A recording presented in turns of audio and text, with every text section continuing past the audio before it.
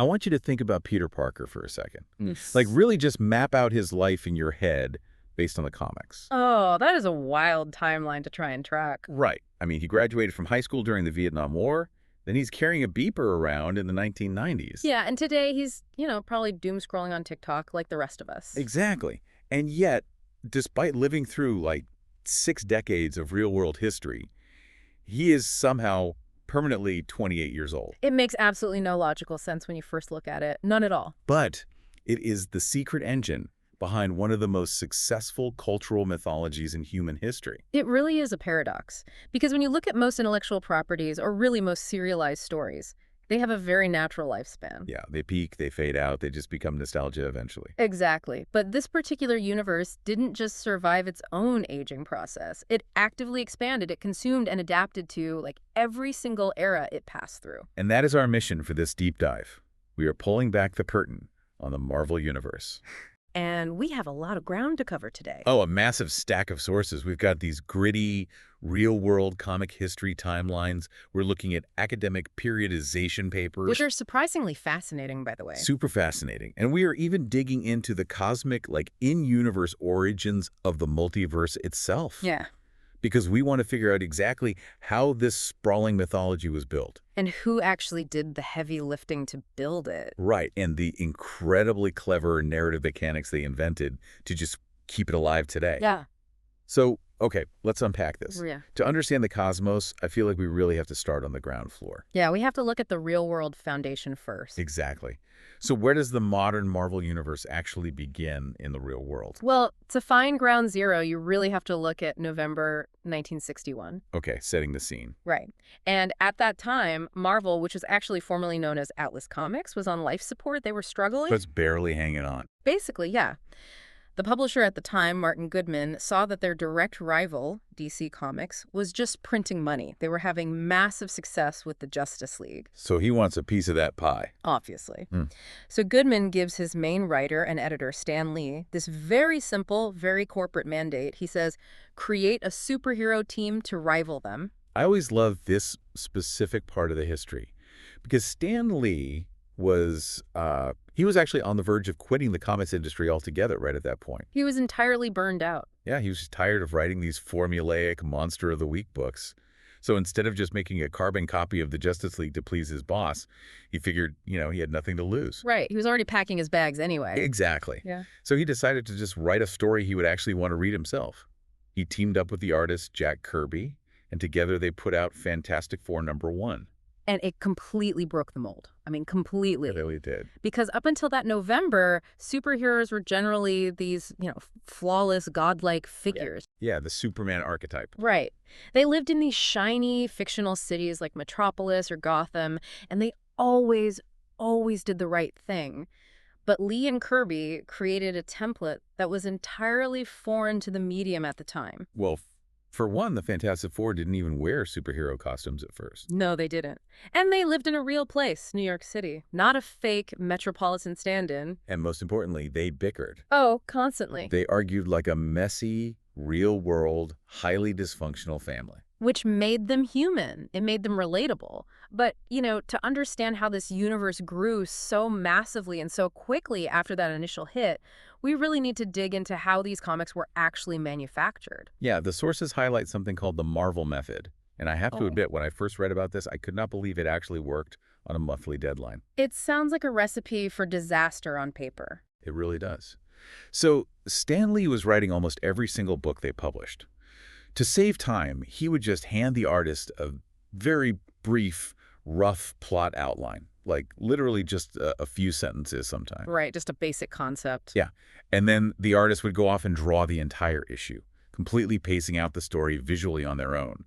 And then once the pages were fully drawn, Lee would get them back and he'd fill in the dialogue bubbles. And understanding that workflow is absolutely crucial because it dramatically shifts the burden of storytelling away from the writer. Yeah, it wasn't a script at all. It was just a prompt. Exactly. It honestly makes me think of a jazz band. Like, the Marvel method is basically Stan Lee standing at the front of the stage, humming a basic, catchy melody. Hey, what if the Fantastic Four fight a guy who eats planets? Right, just throwing out a riff. Yeah. But then artists like Jack Kirby and Steve Ditko are the ones actually playing the instruments. They are out there improvising this incredibly complex, emotionally resonant 20-minute solo. They're doing all the heavy lifting. All of it. The panel pacing, the action choreography, the character design, the emotional beats, all the artists. Yet, when the album hits the shelves, the cover just says in massive letters, Stan Lee presents. Yeah, it's a very skewed distribution of credit. It really is. I really have to push back on this popular kind of romanticized myth of the sole genius creator when it comes to Marvel.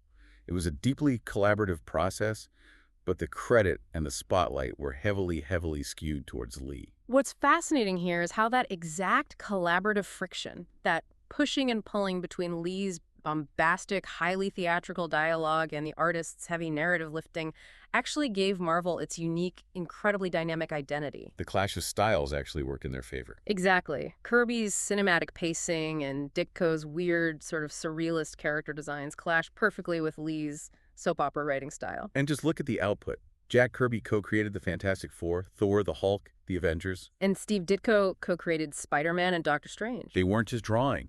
They were world-building in the truest sense of the word. But the business reality behind that world building was harsh. The sources are painfully clear on this. Despite designing the visual DNA of what is now a multi-billion-dollar universe, freelancers like Kirby were working as independent contractors. Which meant absolutely zero safety net. None at all. They were paid a flat fee per page. There were no royalties, no health insurance, and definitely no ownership of the characters they designed. It's brutal. In fact, the sources note that by 1972, Kirby actually signed an agreement assigning any rights he might have had over to Marvel. Just signed it all away. Yeah, it's a very stark, very cynical contrast to the colorful heroism they were putting on the pages every month. It's a dark reality of the industry's early days, without a doubt. And that transition when those foundational creators start leaving the company because of those harsh realities, it actually leads us perfectly into the evolution of the storytelling itself. Because the stories had to change when the creators changed. Right. As the foundation was being poured, the tone of the stories began to mature. And that was largely because the readers themselves were growing up. They weren't just writing for kids anymore. Exactly. Academics who study comic history actually periodize this era. They specifically define the Marvel Age as running from November 1961 to October 1987. I find it so interesting how academics break this down into 3 distinct subperiods. Yeah, it really helps frame the history. So you have the creation period from 1961 to 1972. That's essentially Lee's tenure where that core universe is built. Then you hit the chaos period from 1972 to 1978. A very messy few years. It's extremely messy. And finally, you get the consolidation period from 1978 to 1987. That's when Jim Shooter takes over as editor-in-chief and essentially rules with an iron fist to bring order to the galaxy, so to speak. But it's that middle period, the chaos era, that is arguably the most vital for the universe's survival. Wait, really? The chaos era? Oh, yeah. To give you some context on the thematic shifts happening, if you look back at the golden age of comics in the 1940s, you had very flat patriotic heroes. Right, Captain America punching out dictators during World War II. Very straightforward. Exactly. It was black and white moral clarity. Then, the Silver Age in the 60s introduced the flawed heroes, like Spider-Man worrying about paying his aunt's rent. Still somewhat lighthearted, but with real-world problems. Right. But by the 1970s, which is the Bronze Age, the real world hits the Marvel Universe like an absolute freight train. And I'm looking at this turnover in the sources. They had 5 editors-in-chief in just 6 years. Heavy hitters.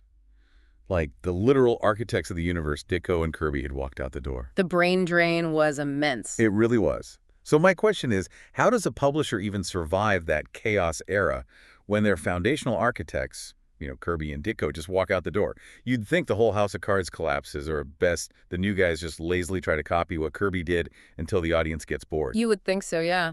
But the chaos actually saved them. How so? Well, the sheer turnover essentially decentralized the creative control. There was no single voice dictating the company line anymore. Ah, so there was room to experiment. Exactly. This allowed a new, much younger generation of writers and artists, people who grew up in the counterculture of the 60s, to come in and take some really wild risks. They weren't married to the old rules. Right. They couldn't just play Stan Lee's hits. They had to push boundaries and find a new voice. So, without Kirby and Ditko casting a shadow, Marvel proved it could reflect the systemic grit and the disillusionment of the 1970s. And you really see that in the subject matter. I mean, they started dealing with very heavy systemic issues. Oh, absolutely. Like in 1972, Luke Cage debuts. He's the first black superhero to get his own series, and those comics were directly exploring inner-city poverty, gang violence, racism. They weren't shying away from it at all. Not at all. Then in 1979, you have the famous Demon in a Bottle arc for Iron Man. Tony Stark isn't fighting a supervillain with a laser beam. He is battling sheer alcoholism. They were fighting real human demons. Yeah. And a structural example of this era's willingness to just shatter expectations is the 1973 storyline, The Death of Gwen Stacy. Oh man, that was a massive shock to the system. I mean, killing the primary love interest, that just did not happen in comics back then. No, it fundamentally rewired comic book storytelling. Up until then, the superhero's main love interest was always saved at the very last second. Right, Superman catches Lois Lane right before she hits the ground. Every time. Exactly. It was an unspoken, sacred rule of the medium. But killing Gwen Stacy wasn't just some cynical stunt to sell books. It was a deeply debated group decision in the editorial room. Really? It wasn't just one writer being edgy. No, artist John Romita Sr. was actually a key advocate for it. They chose to subvert all expectations to prove a point. They wanted to say, in this universe, the heroes don't always win. They make fatal mistakes, and the consequences are permanent. Well, mostly permanent, knowing comics. But that actually brings up the next major hurdle. Which is? You've survived the 70s. You've kept the readers hooked with these dark, edgy stories. But a consequence of surviving is that time is passing. Right, the real world keeps turning. Yeah, so now you have characters created in the early 1960s, and it's suddenly the 1980s, the 90s, the 2000s. I always wondered how they keep these characters young and relevant for modern readers without just rebooting the entire universe back to issue #1 every single decade. Well, they utilize two incredibly powerful narrative tools, the sliding time scale and the retcon. Okay, let's break down the sliding timescale first. Essentially, Marvel compresses its own history. The rule is that all major past events always happened just a few years ago, regardless of when the comic was actually published. It's like a rolling window of time. Exactly. Tony Stark is a perfect example of this. His original 1963 origin story had him captured in the jungles of the Vietnam War. Which made perfect sense in 1963. Right. But as decades passed, Vietnam aged out of relevance for a contemporary 30-year-old character. So the sliding timescale subtly shifted his origin point forward, first to the Gulf War and eventually to Afghanistan. Here's where it gets really interesting for me. I kind of think of the sliding timescale like a giant treadmill. Oh, I like that analogy. Yeah, so the scenery around the characters, the technology, the pop culture, the real-world wars, that's all constantly moving past them on the belt. But the characters themselves have to keep running on that treadmill just to stay exactly where they are, perpetually in their late 20s or early 30s. That's a perfect visualization. The treadmill handles the physical passage of time so Spider-Man doesn't, qualify for a pension. Right. But to handle the evolution of the character's internal mythology, writers use retcons. That stands for retroactive continuity. See, I used to think retcons were just lazy writing. Like, a writer realizes they wrote themselves into a corner or they left a massive plot hole, so they just retroactively say, oh, it was a clone all along, or something cheap like that. And they can certainly be used lazily, for sure. But our sources highlight some retcons that completely redefine characters for the better. Give me an example. Take Magneto's helmet. For decades in the comics, it was literally just a cool, imposing piece of his costume. It had absolutely no narrative function. It just looked cool for the readers. Exactly. But in the year 2000, when the first X-Men movie came out, the filmmakers needed a logical reason why Professor X couldn't just freeze Magneto's mind and end the movie in 5 minutes. Right, because Charles is the most powerful telepath on Earth. Right, so they retconned the helmet into a telepathic shield. The comics immediately adopted this, and suddenly a basic visual accessory becomes this profound symbol of Magneto's ideological and intimate battle with his oldest friend. Wow, it adds so much psychological weight to a piece of metal. It really does. And I was actually stunned to read about Uncle Ben's Selka's quote in the sources. With great power, there must also come great responsibility. The defining ethos of Spider-Man. Yes. Everyone assumes Uncle Ben said that to Peter right before he died, like imparting this beautiful fatherly wisdom. But in the original 1962 comic, Uncle Ben never says it. Nope, he doesn't utter a word of it. It was literally just an omniscient narration box at the very end of the story. It wasn't until years later that writers retroactively decided to put those words in Uncle Plum's mouth. If we connect this to the bigger picture, retcons are essentially a storytelling survival mechanism. They keep the lore adaptable. Exactly. Wolverine's claws are another prime example. When he debuted, it was completely ambiguous whether the claws were part of his actual body or just metal blades housed in his gloves. I mean, just imagine Wolverine taking off his gloves, putting them in a drawer, and making a sandwich with regular, normal hands. It completely ruins the vibe. It totally does, which is why Marvel eventually retconned it so that the claws were biological. They made them a part of his mutation and a very visceral reminder of his trauma from the Weapon X program. That makes him so much more tragic. Yeah. And speaking of trauma, look at the Hulk. Initially, his transformation was purely a scientific accident with gamma radiation. Right, a very standard 1960s sci-fi Jekyll and Hyde trope. Yeah. Radiation makes monster. Very of its time. Very. But as audiences matured, they demanded more psychological realism. So modern writers retconned his origin to reveal that the Hulk wasn't actually born from the bomb. Wait, really? Yeah, the Hulk was rooted in Bruce Banner's severe childhood abuse and his resulting dissociative identity disorder. The gamma radiation was just the catalyst that allowed his already fractured psyche to manifest physically. Wow. That takes a very simple 1960s monster concept and layers it with incredible modern depth. It's brilliant. It keeps you emotionally invested because the characters are actually deepening over time, not just repeating the same beats. Right. But, okay, we've looked at the real-world mechanics, the collaborative creation, the editorial eras, the time-scale tricks. But Marvel is famous for needing an in-universe explanation for literally everything. They love their lore. They really do. Yeah. So how does the lore justify this endless cycle of change, death, and multiple realities? Well, this is where we get into the cosmic architecture. We have to talk about the Celestials and the multiverse. Okay, let's go cosmic. According to recent canon, specifically solidified in a comic called Defenders, beyond number 2, there is an official origin for all of this. The origin of the multiverse itself. Yes. So before the multiverse, there was the first firmament, also known as the first cosmos. This was a singular, massive universe. And in this universe, the concept of change simply did not exist. It was static, perfect, but entirely frozen in time. So a universe where nothing ever ages, mutates, or dies. Right. And within this first cosmos, you had two factions. You had beings called the aspirants, who were essentially loyalists. They worshipped this static perfection and wanted everything to stay exactly as it was forever. Okay, the traditionalists. Exactly. But then you have the Celestials. And remember, Jack Kirby created the Celestials back in the 70s as these giant, unknowable space gods in armor. Right, the towering space giants. Yeah. In this origin story, the Celestials rebelled against the first firmament and the aspirants for one specific reason. They wanted their creations to evolve, to mutate, to change, and ultimately to die. They wanted a dynamic reality instead of a museum. Precisely. And this ideological split sparked the Celestial War, which literally shattered the first firmament into pieces. And that shattering is what birthed the multiverse. Yes.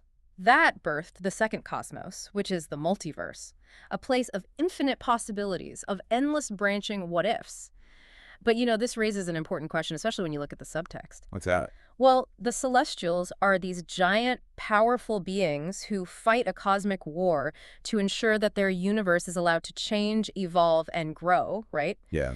They are literally fighting against a stagnant status quo defended by the aspirants.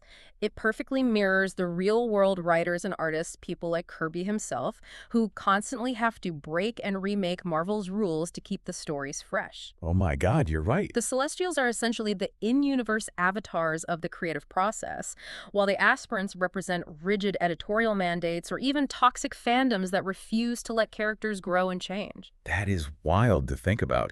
The lore is literally justifying the real-world necessity of different writers coming in and shaking things up. It's incredibly meta. It really is. But within this massive multiverse of endless what-ifs, there has to be an anchor, right? Yeah. For the comics, that anchor is Earth 615. Right, that is the primary continuity where the vast majority of the stories you read actually take place. Which makes the integration of the movies very, very interesting. It definitely complicates things. Because for years, in all the official Marvel handbooks, the Marvel Cinematic Universe, the MCU, was designated as a separate reality entirely.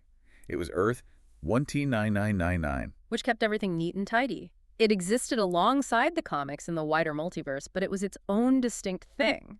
But then, the movie Doctor Strange in the Multiverse of Madness comes out, and in that film, characters from another universe, specifically Earth 838, the Illuminati universe, they look at the MCU Doctor Strange and officially label his cinematic universe as Earth 616. Which, as you can imagine, caused quite a stir among longtime readers. Oh, absolutely. People were mad. Oh. So what does this all mean? Honestly, I have to push back on the MCU claiming the Earth 616 label. It rubs a lot of comic fans the wrong way. It feels like the movies are trying to just overwrite the comics.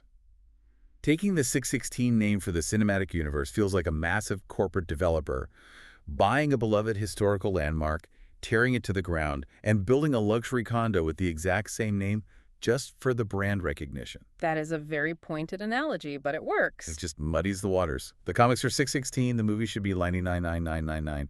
Blurring that line just confuses anyone trying to actually understand the architecture of this multiverse. It's a very fair critique of corporate synergy overriding established lore. But, when continuity gets that messy or when the multiverse gets too tangled, Marvel has a built-in, in-universe escape hatch. Ah, yes. Secret Wars, Yeah. the ultimate multiversal cleanup tool. Exactly. I always wondered how they fixed these sprawling messes without just deleting everything and starting over. Well, Marvel has used the Secret Wars event, both the original in 1984 and the massive 2015 version, as a literal mechanism for multiversal collision. Tell me about the 2015 one, because that one is huge. It is. So in 2015, the story revolves around incursions. This is where different universes are literally crashing into each other and being destroyed. Just wiping each other out. Right. But Doctor Doom manages to salvage fragments of these dying universes, and he stitches them together into this patchwork planet called Battleworld. So all these alternate reality characters are suddenly forced to interact in one place. Precisely. And at the end of that event, when the hero Reed Richards takes the power to rebuild the multiverse, he doesn't just put everything back exactly as it was. He does a little editing. He selectively prunes it. He takes incredibly popular elements from alternate universes like Miles Morales from the Ultimate Universe and literally stitches them into the prime 616 reality as if they had always been there. That is so smart. It is a narrative mechanism to smash realities together, pick the pieces they like best, and do a soft reboot of their continuity without erasing the 60 years of history readers have invested in. It's mechanically brilliant, really. They built a universe where the ultimate editorial cleanup job is woven right into the fabric of the cosmos itself. And I think that brings us full circle on our mission today. It really does. We've gone from Stan Lee, Jack Kirby, and Steve Ditko arguing over pages in a cramped New York office in 1961, hammering out flawed heroes on a flat fee, all the way to the creation of a massive sliding timescale multiverse that is literally overseen by warring cosmic space gods. It's a testament to the power of collaborative, generational storytelling. Hundreds of creators over decades adding their own unique solos to that original jazz melody. But I want to leave you with a final lingering thought to ponder on your own. Oh, let's hear it. We talked about how the Celestials in the comics are these giant unseen hands shaping the evolution of humanity and fighting against stagnation, right? Right. We said they are a metaphor for the writers, artists, and editors. But today, the comic book industry is vastly different than it was in 1961. Unrecognizable. As corporate mergers, massive studio acquisitions, and algorithm-driven billion-dollar cinematic universes increasingly dictate the future of these characters. Who are the real Celestials shaping our modern mythology today? That is a heavy question. Is it still the artist sweating at the drawing board, fighting for evolution? Or is it the executive